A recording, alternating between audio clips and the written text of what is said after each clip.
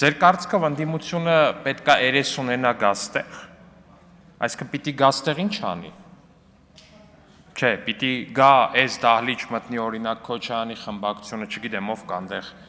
Սեյրանը, Քոչարյանի փոքրիկ տղան, պիտի գան այստեղ պատմեն այն մասին, թե ոնց են իրանց կուսակցության անդամները կամ ներկայացուցիչները 100,000 դրամ բաժանել քաղաքացիների, ասենք Աննա Գրիգորյանը պետք է գա սկսի մանրանալ, որ այս ինչ է կարել դուք այ ապիկար իշխանություններ, այս ինչքան է թանկացել ընտրողի ձայնը,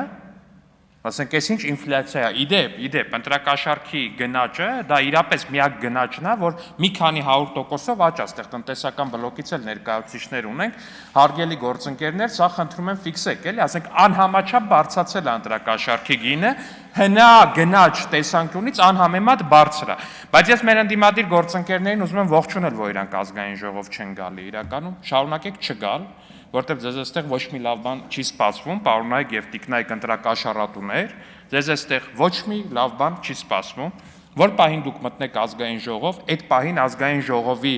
ձեր հատվածը դառնալու է սուպերմարկետ,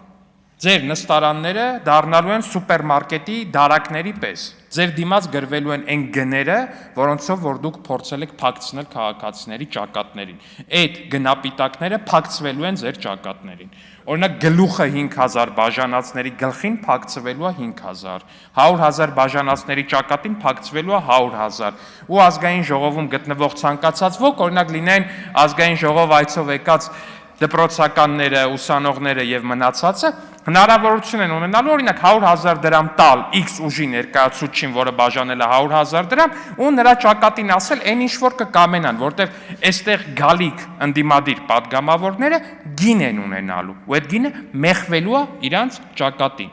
Ձեր խմբակցությունները հարգելի ընդդիմադիրներ կամ իրականում ոչ այդքան հարգելի ընդդիմադիրներ սուպերմարկետի բաժիններ են ելնելու ընդամենը։ Շնորհակալություն։